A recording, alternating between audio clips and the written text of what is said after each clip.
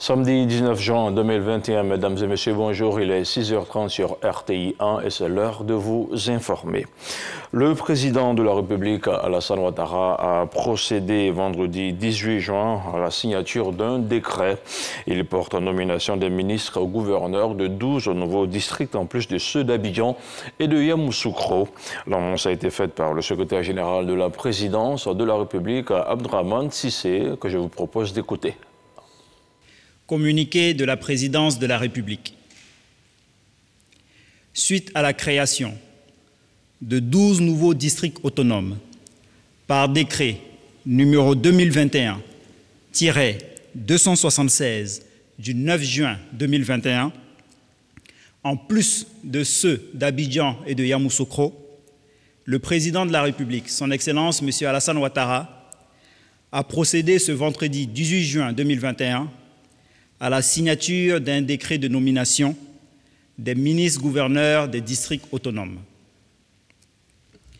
Ainsi sont nommés ministre-gouverneur du district autonome du Bas-Sassandra, M. Philippe Légré,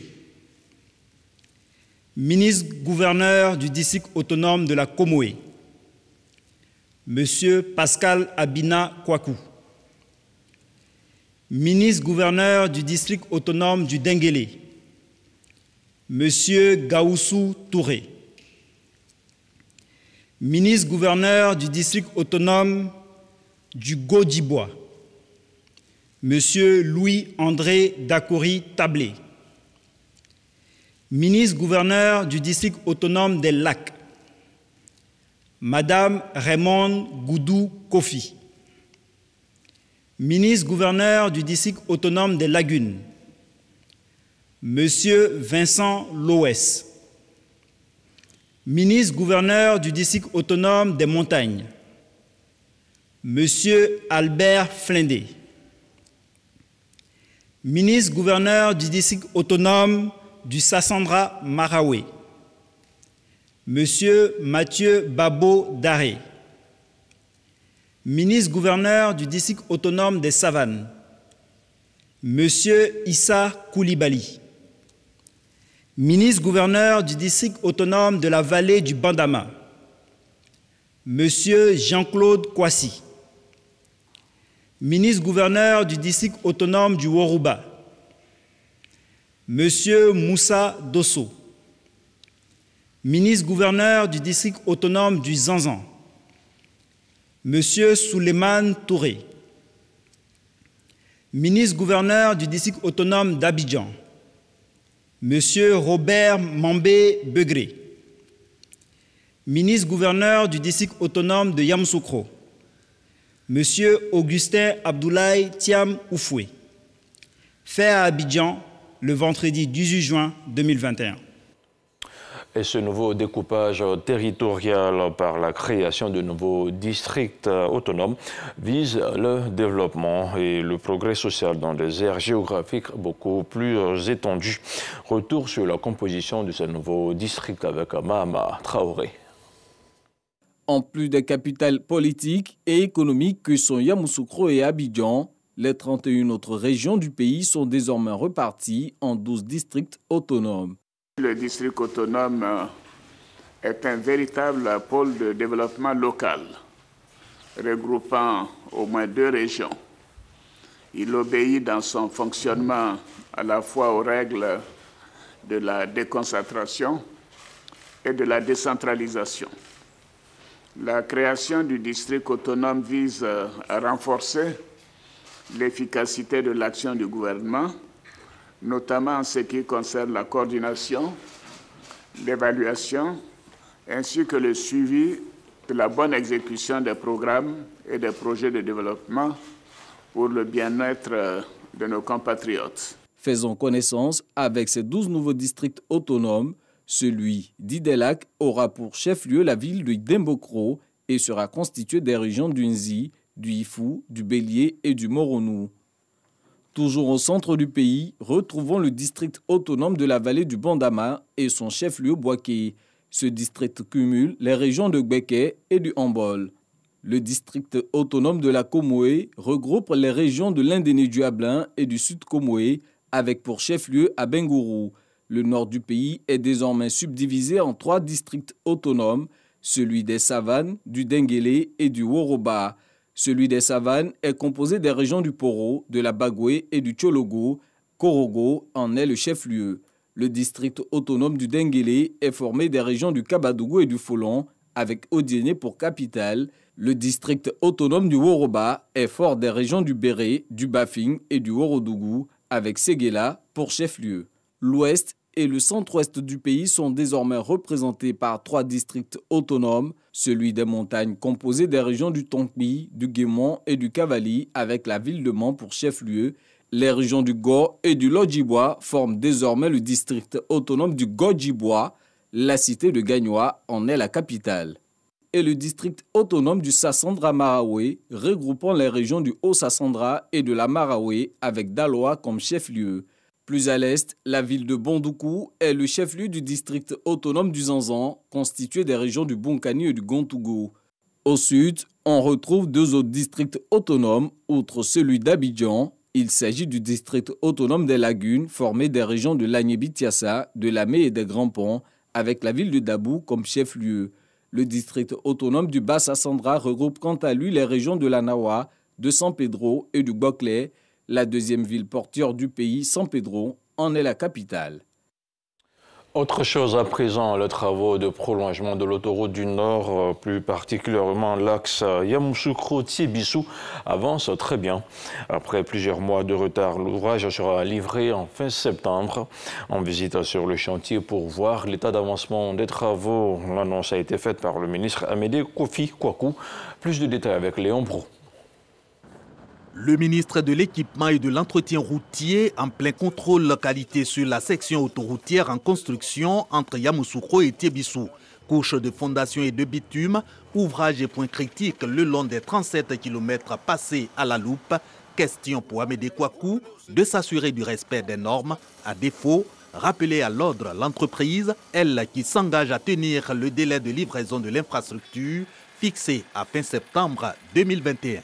Nous avons vraiment mis les moyens nécessaires, que ce soit personnel et humain, que ce soit l'augmentation des heures de travail, que ce soit le renforcement des ateliers de la mise en œuvre pour respecter les rendements journaliers prévus. En plus que ça, les 2 PDG des entreprises sont bien conscients que c'est un projet important. Ils ont pris l'initiative de se déplacer ici sur chantier pour mettre à notre disposition tous les moyens nécessaires pour assurer la continuité des travaux et l'achèvement définitif de ces travaux dans les délais déjà prévus. Fin septembre 2021, délai de livraison de l'autoroute Yamoussoukro-Tiébissou non négociable selon le ministre de l'Équipement et de l'Entretien routier. L'infrastructure en effet doit booster le trafic entre le nord et le sud ivoirien, mais aussi et surtout entre la Côte d'Ivoire et les pays de l'Interland. Cette séance de travail, donc pour opérer les réglages pour la tenue de ce délai. Les phases qui restent sont les phases de revêtement, c'est-à-dire mettre le goudron lui-même.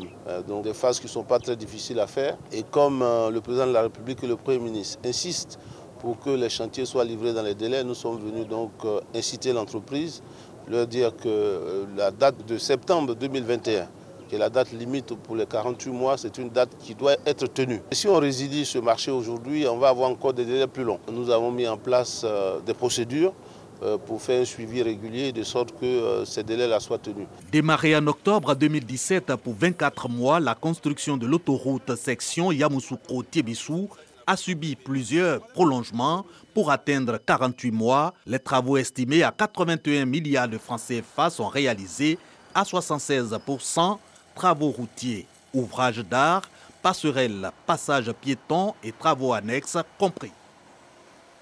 Un mot d'agriculture à présent après l'usine de transformation du café. Le ministre d'État, ministre de l'Agriculture et du Développement rural, a visité jeudi le site du centre d'expérimentation des pépinières du café de Zambakro. Kobena Kwasi Ayumani a pu se familiariser avec les résultats des expérimentations des pépinières de café dont la production annuelle est en baisse ces 10 dernières années. On en parle avec Jean-Jacques Kwame. Au Centre de recherche et développement des Zambakro, le ministre d'État, ministre de la Culture et du Développement rural, s'est focalisé sur le centre d'expérimentation des pépinières de café. Ce produit connaît une baisse de sa production. Selon les statistiques du Centre national de recherche agronomique CNRA, de 370 000 tonnes en 2000, on est passé à environ 83 000 tonnes en 2020.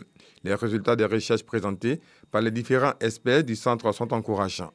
Sur 19 variétés de café testées, on note une tolérance à la sécheresse et une hausse du rendement à l'hectare. Nous avons testé des variétés en zone de transition, notamment au niveau de la station agronomique à Zambakro. Nous avons testé également ces mêmes variétés en région forestière, notamment au niveau de la station de recherche agronomique du CNRA à Divo. Il y a des variétés qui se comportent très bien dans ces deux environnements. Donc l'espoir est permis. Et même en zone de transition, on peut avoir plus de 2 tonnes de café vert par hectare avec les variétés que nous avons pu identifier, sélectionner dans le cadre de nos programmes de sélection.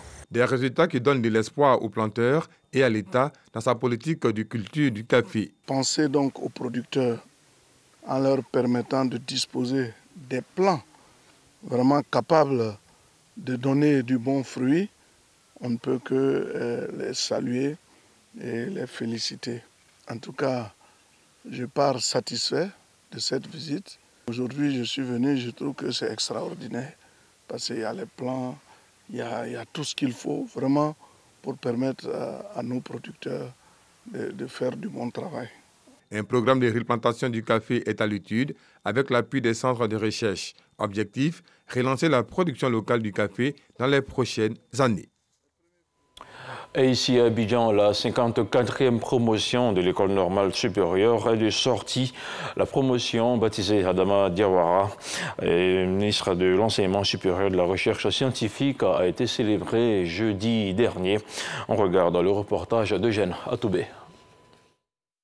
Le baptême de la 54e promotion consacre le retour à la normalité à l'école normale supérieure. Ce sont 2995 normaliens et normaliennes, futurs enseignants de collèges et lycées et également futurs éducateurs qui ont choisi pour devise esprit d'équipe fondé sur la vérité, l'humilité et la rigueur. Ils promettent d'honorer leur parrain, le ministre Adama Diawara, dans tous les actes de leur vie professionnelle. Nous sommes des enseignants, nous avons reçu une formation de qualité, donc nous pensons être vraiment prêts pour rehausser l'image de notre école en mettant simplement en pratique ce que nous avons reçu comme compétences. Le passage de flambeau entre la 54e et la 55e promotion marque la continuité à l'école normale supérieure. Les étudiants qui y entrent après un concours sélectif bénéficient d'une formation et de l'encadrement de qualité grâce à des enseignants dont le sens de la responsabilité, l'engagement au travail et la solidarité ont été relevés par le directeur général de l'ENS. Tous partagent les valeurs dites normaliennes qui font le prestige de l'institution. Dans l'exercice de vos fonctions, vous devrez faire preuve de réalisme. Le réalisme nécessaire pour trouver des solutions appropriées aux problèmes que les élèves ne manqueront pas de vous soumettre ou de vous poser. Dans un pays où les besoins en éducation sont encore considérables, vous aurez l'impérieux devoir de faire preuve d'abnégation pour rendre l'école performante. Les 55e et 56e promotions de l'école normale supérieure attendent leur tour de baptême dans une atmosphère de décrispation et de sérénité retrouvée. L'UNS, selon son directeur général, encourage le développement d'un esprit de famille. Sortie officielle également des professeurs de lycée titulaires de master en sciences et techniques d'activité physique et sportive, également de master en sciences et techniques d'animation socio-éducative. Cette promotion de futurs enseignants a bénéficié du parrainage du secrétaire d'État auprès du ministre des Transports et des Affaires maritimes. On en parle avec Serge Dadier, sinon Patrick Dadier du service RTI Sport. Ce sont au total 180 étudiants, dont 118 professeurs de lycée, titulaires des masters en sciences et techniques d'activités physiques et sportives, qui ont achevé avec brio leur formation. La formation a duré 5 ans et ces étudiants sont désormais outillés pour enseigner dans nos établissements. Lors de la série des allocutions, Mariam Ouattara, présidente du comité d'organisation de la 34e promotion sortante, s'est satisfaite du chemin parcouru avant de remercier le parrain, Dr Célestin Seredo, secrétaire d'État auprès du ministre des Transports chargé des Affaires maritimes. Habib Sanogo, le garant du Temple du Savoir, n'a pas manqué de faire remarquer que de son institution, l'INJS, sortent de hauts cadres du pays. Dr Célestin Seredo, parrain de la cérémonie, a pour sa part prodigué de sages conseils à ses filleuls et leur a demandé d'avoir la tête sur les épaules.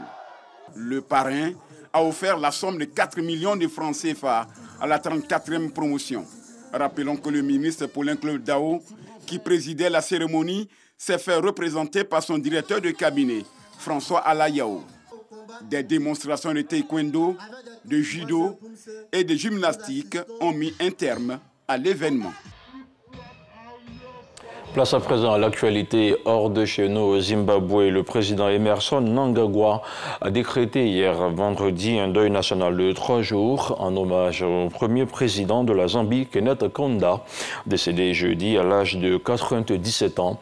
Tous les drapeaux seront en berne dans le pays à cette occasion. Emmerson Mnangagwa a indiqué dans un communiqué que son gouvernement avait décidé d'honorer la mémoire de Kenneth Kaunda pour le rôle qu'il a joué dans la libération de l'Afrique australe du jour de la colonisation. Et puis hors du continent africain, les Iraniens ont voté vendredi 18 juin pour désigner un nouveau président de la République lors d'une élection annoncée gagnée d'avance pour l'ultra-conservateur Ebrahim Raïssi, 60 ans, chef de l'autorité judiciaire. Ce dernier fait figure d'archi-favori faute de concurrence réelle après la disqualification de ses principaux adversaires. Il pourrait être réélu, sinon élu, dès le premier tour. C'est ici que l'on s'arrête pour ce 6h30. Merci à vous tous de l'avoir suivi.